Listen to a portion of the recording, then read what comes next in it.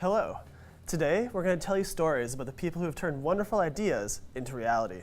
I'm Jake Monroe. We're also aiming the spotlight on creative people whose passions have produced incredible products and changed lives in Ottawa. I'm Ruth Tekla. Welcome to the 25th Hour.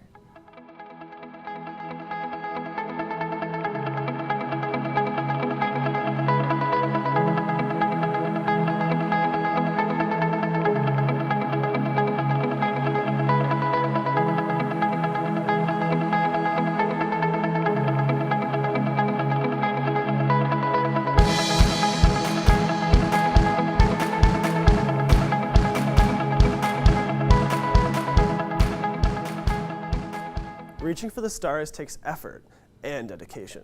Sometimes it takes days, months, even years. Nathaniel Dove found someone who's very familiar with working hard to reach the finish line. More than a few people in the National Capital Region use the many trails here for staying in shape. One man uses them to train for some of the world's most inhospitable environments. His name is Ray Zahab. He tells his story next. I have already come to terms with the fact that it's going to be incredibly difficult physically, mentally. It's a huge challenge.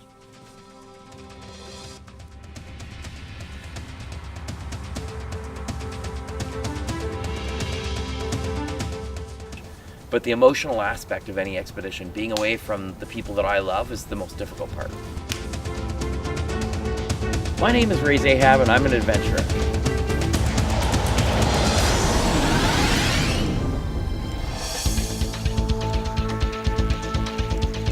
I've been in 60 countries, I think, on expeditions across all the large deserts.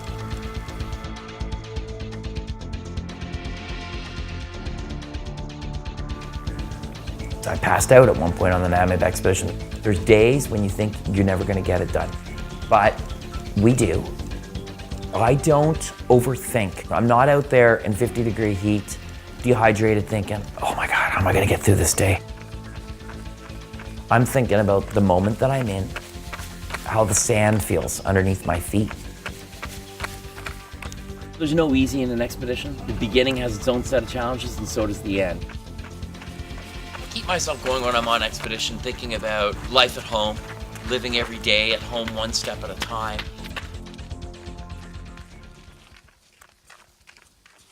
In retrospect, and I look back and I say this, I was sick of living the life that I was living and the things that I was doing to myself that were obviously making me unhappy.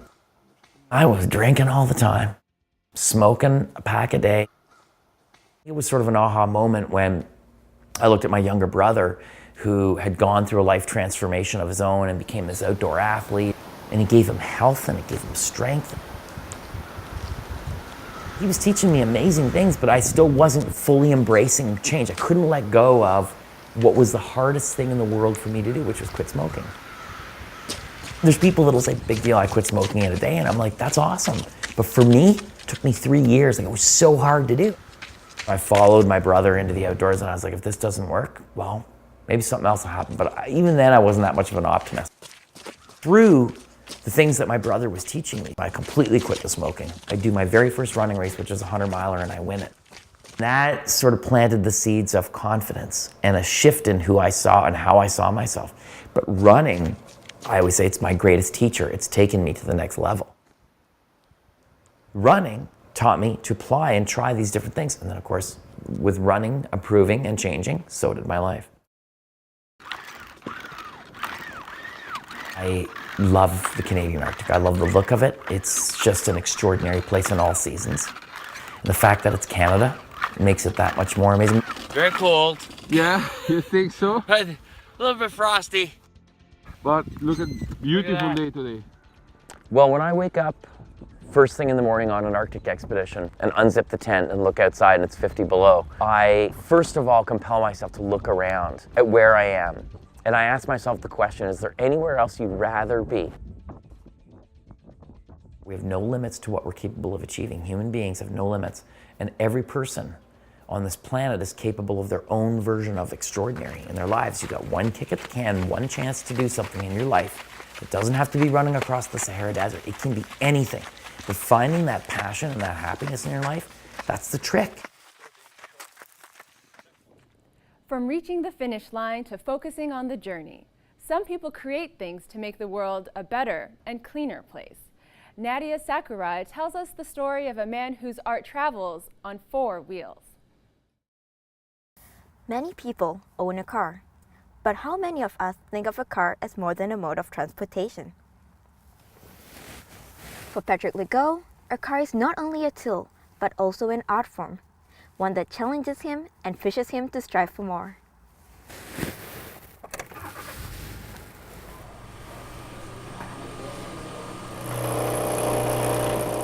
There's beauty to engineering, I find. Making it from scratch, designing it, and machining it afterwards. Patrick Legault's love is building things. It might sound very dorky, but when I go to bed at night, I do think about only machining things and how I'm going to machine certain parts. You can see how steering would work. His love for building things took a new turn after he bought his dune buggy. I started when I bought my first homemade car, if you want, in 11th grade. My dad came up to me one day and was all excited. He's like, I used to own a buggy like that. And he showed me a picture of his. He's like, you should get one. So we ended up looking on Kijiji. We found one in Catherine, an hour away from Toronto. We decided to split the cost. We drove down, made it a day trip, bought the car there, tested it, and then drove it back here with a U-Haul. It was mostly like an off-road car at that point, and I worked really hard for it to become street legal. I still have no clue how insurance gave me permission to drive it on the road, but that's a different story. You know when it's like summertime and it's really bright outside and like super hot and you're really happy to be like walking or whatever with the music on? That's basically how I feel when I drive it. It's really fun. The car was Patrick's first step towards a growing passion for building cars. He took his passion further by joining the University of Ottawa's super mileage team. I joined it because it's a challenge. There's a certain gratification to setting yourself a reasonable goal and achieving it. It's hard to explain that, but I'm pretty sure we've all felt that, right? The super mileage team's goal is to build a car that goes as far as possible on a gallon of gas. Each team has a year to build a car for the race. I've only been to one competition, but my favorite part would be working nonstop for like 30 hours, and then finally something works and everyone's really happy, and that's a really good time. This year, the team is embarking on a new challenge, creating an urban concept car. This year we're starting off a whole different car. It looks more like a real car with blinkers, windshield wipers, suitcase place, things like that. That makes it look like a better, bigger car. I think the best thing I brought was probably my machining experience in that sense, because I was machining a lot before I joined the team, so it's definitely a plus to have more knowledge. Alongside his passion for machining, Patrick's homemade car has also made him an expert on all things engines. Enough noise. It's very easy to learn the basics of an engine when you see it working right in front of you and there's no plastic cap on it and there's no AC running next to it that you don't know what it does, right? But ultimately, it's passion that drives Patrick forward. I'd say there's 2 types of engineering you can do. When something doesn't fit your need, what do? You have to get creative. Projects like this should be something you have to do. It needs to be something that you are willing to do for fun on your downtime, and you don't have to think of it as a chore. There's beauty in designing something from nothing. Great products aren't always built from scratch.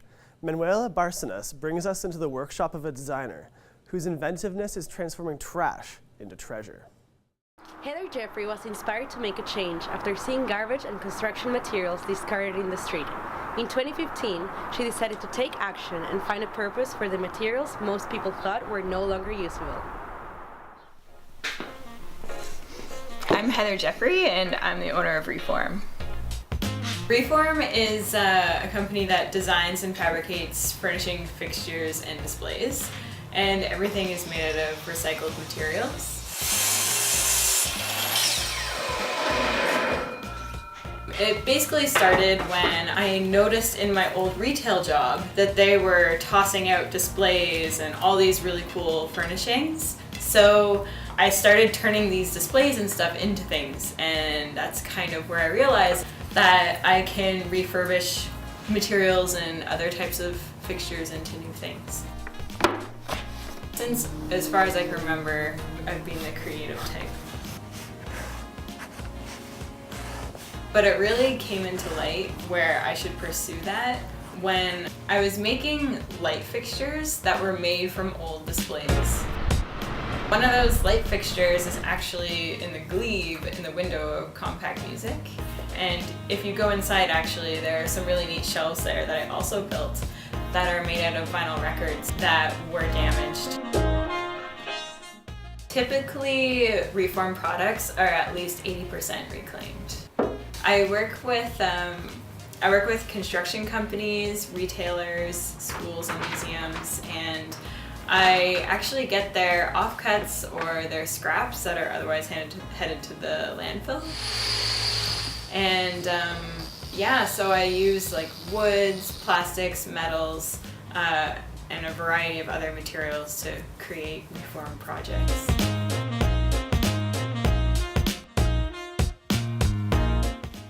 Recently, the Museum of Nature actually announced Reform as their exhibit remover. So basically, every time they have an exhibit that is being torn down or being converted into something else, I get first dibs on the materials from the exhibit and everything like that. So that was a really great accomplishment for Reform because getting in with museums can really lead to some awesome opportunities. My current project is actually a trade show booth for Reform, and we're going to be attending a few shows coming up, so I thought why not take advantage of this and build something for ourselves. So the booth itself is going to be made out of construction site offcuts, as well as pallets from a sign company actually. And then there's going to be some pipe and some other metal components taken from an old museum exhibit. And then it's also going to be made out of some reclaimed light fixtures as well. I hope that one day all of the local businesses and brick and mortar and restaurants, spas, whoever, all the local businesses in Ottawa really start to shift the way they think about refurnishing their space. If they can think more sustainably, and if Reform can be the company they go to, that will really define our success. Fascinating story. We move on from creating designs for the future to molding great leaders for the next generation. An Ottawa dad has developed a creative style of parenting. Here's Jasmine Law on a new approach that challenges gender stereotypes. Mike Reynolds has 2 young daughters and considers himself an average dad. But he takes a creative approach to parenting. Through his public persona, Everyday Girl Dad, he encourages others to challenge stereotypes through his stories and art.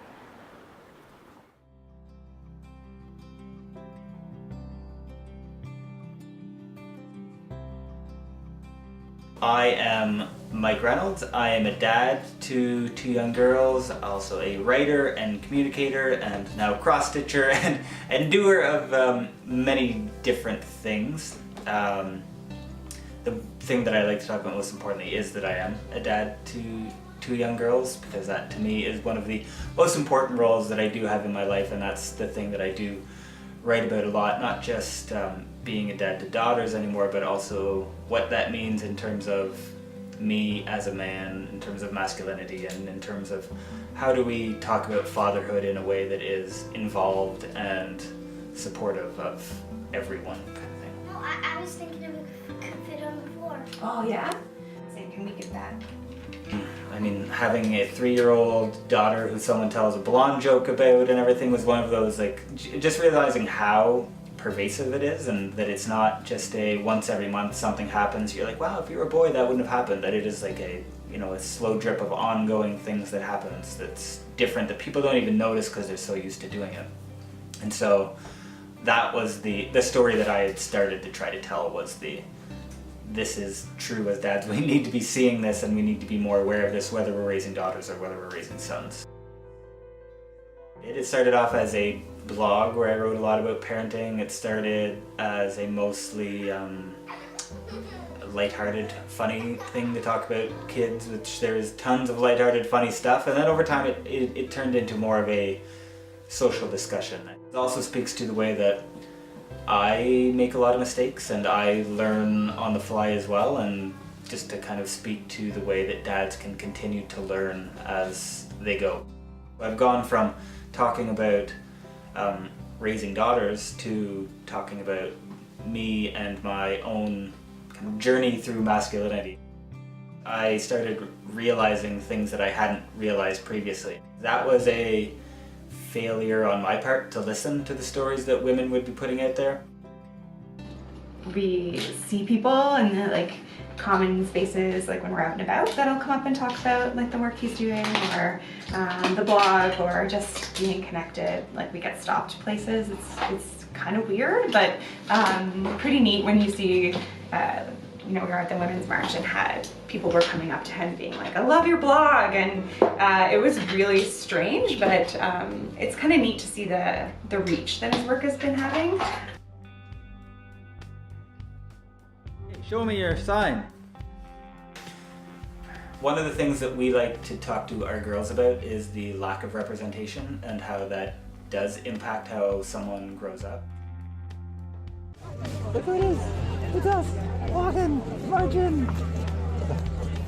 And so we keep saying you can be anything, but then when you don't see yourself in these leadership roles, we're telling them something and then showing them something different. So it was my way of kind of saying, look at this, we need to make sure that we continue to profile women of color, and diverse bodies and everything whenever we're doing this. So this creativity part has allowed me to take what I talk about normally in words and kind of bring it into practice, and it's been pretty fun to be able to do that, actually. Make it easier. I just want to play with all the plants. So it's kind of trying to cross those gender boundaries that people put up that are only held together by what's in our mind, right? There is no actual reason why men shouldn't be cross-stitching beyond them thinking that they're not supposed to. So whenever you help people kind of navigate those things, and whenever I'm helped by others to navigate those things, those are some of my favorite moments, to see people be happy doing something that they had never tried before, and that they tried because you put yourself out there and showed them that it's okay to try. Creative sweetness pours out when you share with people you love. Rebecca Brady is at Stanley Maple Farms, where she's met someone who's been sharing sweetness for 25 years. Well, it doesn't taste like much yet, but here at the farm, Earl Stanley and his family are hard at work making maple syrup to make Ottawa a bit sweeter. When we started in here, I remember the first night Ron and I came in and we tore the license plate off our dually pickup truck trying to drive to the barn in the weeds.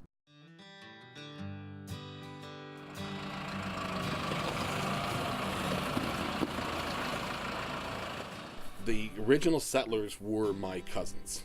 25 years ago, this farm went up for public auction, and my younger brother and I pooled all our resources together and we bought the farm. June 30th will be our 25th anniversary on the farm. So it was always in our heritage, but wasn't in our ownership. It was very nice for us to be able to go ahead and buy it and be able to keep it in the family. For the first 10 years, we cleaned up after the original settlers and moved things around that they had piled and placed in different locations. And the last 15 years, we've cleaned up after what I've done. So I know as a child I came here and helped make maple syrup, and it's great to be able to go ahead and provide that tradition to other people. Young and old, people are amazed when they come in and actually see the operation and see the process of you're taking that clear sap and turning it into golden syrup. The cooler sap pushes the hotter sap, which is maple syrup, to this side.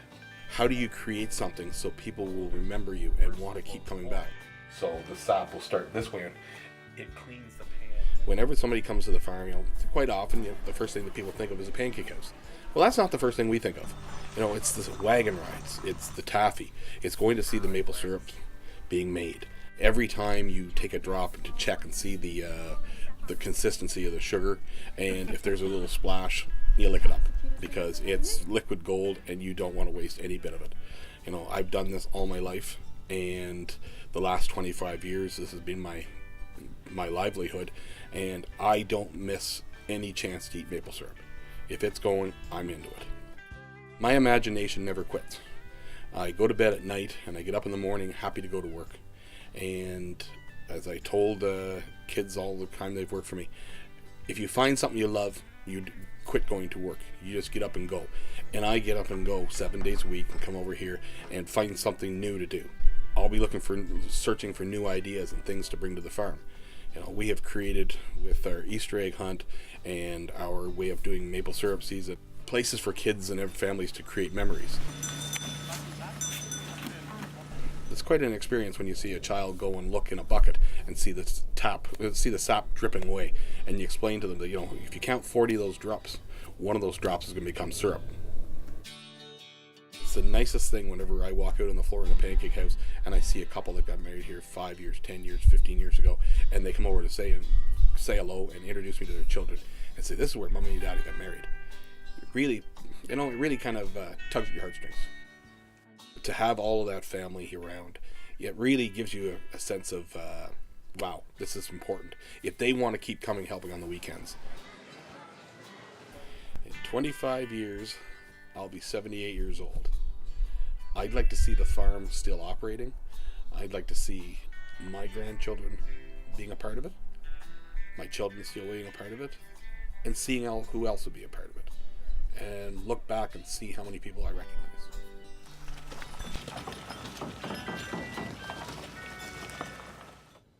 Developing flavors that people crave may be as simple and sweet as making maple syrup. But how about combining things to bring out new and unique flavors? Michaela Wiley-Arbeck learned a little from one of Canada's top mixologists. For Jason Frederick, making cocktails is more than just a job. It's a passion. We had the chance to follow Jay in the week leading up to the Made with Love mixology competition, where he hoped he would win another regional championship.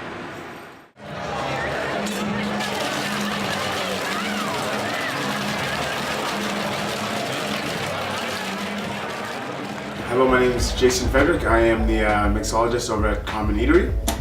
As you can see, this is my home bar. I take pride in my work. I love making cocktails. I love being creative. I love thinking outside the box. Well, I first started doing mixology and bartending probably like when I was 11 or so, but that was pretty much behind my dad's bar at home. I feel like when you get into syrups and bitters and having to double strain cocktails and shake cocktails,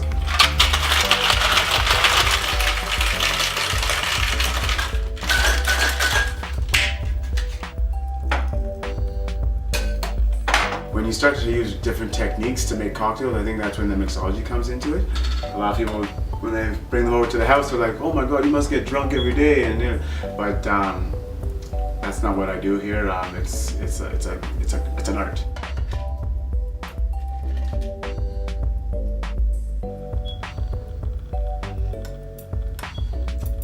Here is the cherry ginger sour. When I first got here, Common wasn't really set up yet. We had no bar, no real space, it was just concrete and some walls. So what I did was I just kind of went around the city, looked at cocktail menus, see what was going on, and then I knew that I had to do something a little different. A lot of the menus kind of looked the same. Pretty much what I wanted to do was just pretty much change the game. Time for a Sidecar is just something that it was pretty much a play on words to begin with, and then it evolved to be an actual cocktail. So sidecars pretty much consist of cognac, lemon juice, simple syrup, and triple sec. So I use those same components, but instead of simple syrup, I used honey. I feel like honey gives a better mouthfeel. And instead of using just cognac, I wanted to infuse cognac. So what I did was I burned dried thyme inside the glass and inside the cocktail, so it'll give it a little bit of a different flavor. It'll give you like almost like a campfire kind of feel to it. Really safe and like homey.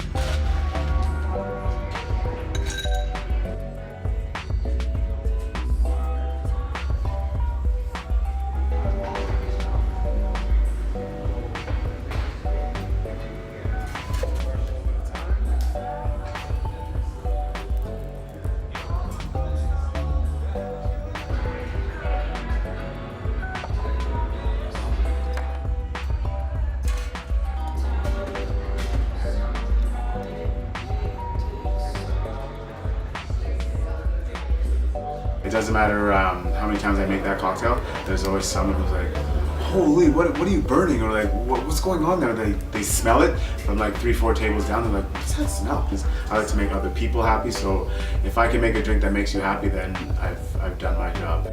This is time for a sidecar. Made with Love is an organization that pretty much puts on a competition. It's done regionally. Last year I finished second place in the nationals for People's Choice. My favorite part is just seeing people's reaction. Like I love to see people take a taste and like, oh, that is so good. Like those reactions, like for some people it gets cheesy, but for me it's like it's genuine. So this year is going to be it's a little different this year. There's a little more competitors. It's a little more well known, so bartenders will really be stepping up their game. They know what to expect this year, so I had to bring it to a different level this year. So mine's gonna be a little take on Willy Wonka and the Chocolate Factory meets Black Panther.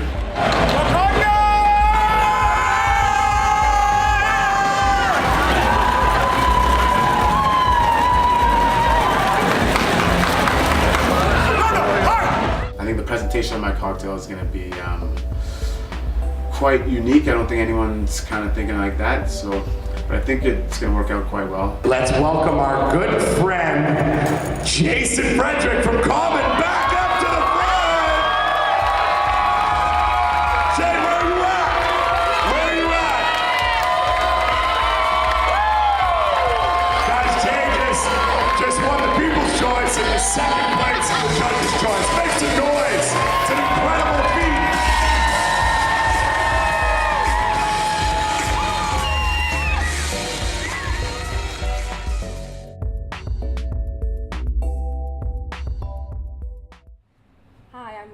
And today I'm joining Jason Frederick at Common Eatery. Following his big win at the Made with Love competition, Jay came second overall and first for People's Choice. Jay, how did you feel winning that competition? It was really exciting to be able to win first for People's Choice and second overall for Judges' Choice. I was really excited. I couldn't, but we put in some hard work, so I really am grateful for that. So how do you think that creativity played a role in your success at the competition? I think creativity played a big kind of role for my success, just due to the fact that just the presence of my drink and the actual delivery of it was, I think, pretty much was like no other. Not only did you be able to drink the drink, but you were able to open the doors, which then let the smoke escape the chamber, and for that a lot of people like to take pictures, a lot of Instagram and stuff like that. So it was more than just sipping the drink; it was experiencing the whole process of the drink. How do you come up with these things and keep topping what you've done before? Basically, the way I do it is I just go into stores, I see things, and then from that I take it and try to incorporate into a drink. So for example, I have a little statue head that I have, and I saw it at where was it? I think it was Walmart, and I was like, how can I incorporate that into my drink? So what I ended up doing was smoking a drink on top of the head, so it was like a smoking head drink. So yeah, it's just creativity is the boundaries you can play with is endless. So I've seen you work with quite a bit of smoke. Why are you so drawn to that as a creative element to your cocktails? The reason I'm drawn to smoke, pretty much as a kid, I loved lighting things on fire, as bad as that seems. But for me, the smell of like lighter fluid, smoke, gas, I don't know why, but I love that smell. Campfire, anything that has to be burnt, I just have a fascination with that smell. So for me, that's something that plays well into my cocktails. So I'd like people to experience what I experience. So I try to give back the same feeling. And how do you feel going into the next competition? I feel like going into the final is going to be it's going to be good, but I'm going to have to bring my A game. But I feel like with the team that I have backing me, I think we can go in and do very well. And if you do finish well at the next competition, what does that mean for you? For me, it's an accomplishment well done for me. I think I put a lot of hard work into this competition. It's not like any other where there's rounds that you go on to, so at all times you have to bring your A game, and I feel like this time I think I'm going to take it home. Do you have any sort of sneak peek clues that you can give us about the drink that you're concocting? The only thing I'm going to give away right now is that it's going to be something that's very unexpected. I want to do something that I think that hasn't been done before. Well, Jason, thank you so much for joining me, and I look forward to seeing how the competition goes. Thank you very much. It was a pleasure. Thank you.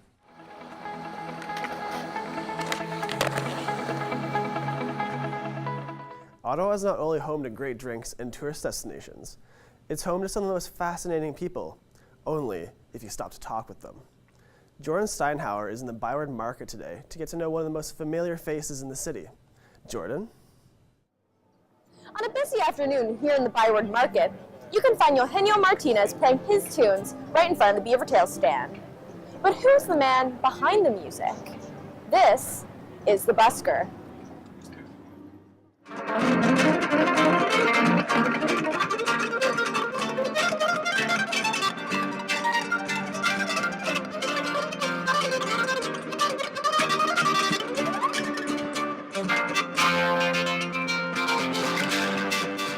I like busking. This gives me the freedom, you know, whenever it's bills to pay, I go a few days out.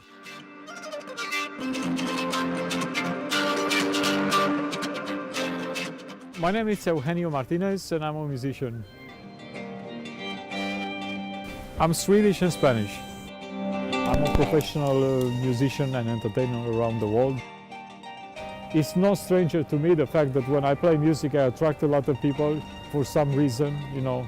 I suppose they like it, otherwise I would probably have the opposite effect, you know. Yeah, music is the reason. It is a job. You know, I'm professional. I wouldn't do it if I wouldn't be able to pay my life and my rent and whatever essentials I do need.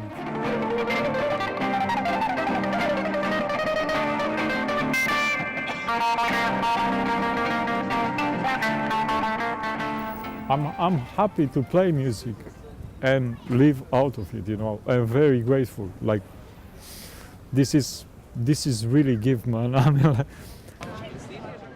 people, do you really live out of it? Man, I live out of it, you know, for a very long time and all over the world, you know.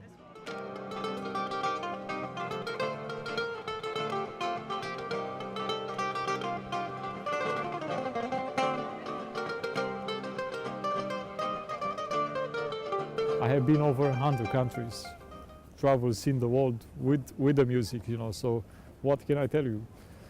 Now, I do shows in front of the Beavertails, you know. If I could choose, I wouldn't do it, man, you know. I don't like that place, you know. It's just like on the side of the road. I would rather do it on a beach or in a big square, you know, where people can hear you by far, you know, behind the beautiful landscape. But that's what it is. I do create a lot of my own music. They have memories. There is something inside me, man, you know, that has no peace. And this actually motivates me to create music. If I don't create music, or if I'm not busy with doing something creative, with something positive, you know, I will probably do something not good, you know. You have to find something that is constructive and positive, creative, something, you know. I mean, if you find that thing, pursue it, you know, because like the rest, it won't give you soul fulfillment, it won't give you purpose, it will frustrate you, and you will be bitter, grouchy, who knows. Put whatever they have on their soul, whatever burden they carry, you know, because everybody has something, man. Some smaller, some bigger, you know, everybody has something, you know. Then music for me does it. So that's the reason why I enjoy creating music, you know. I feel wonderful when I do it. My name is Eugenio Martinez and I'm a musician.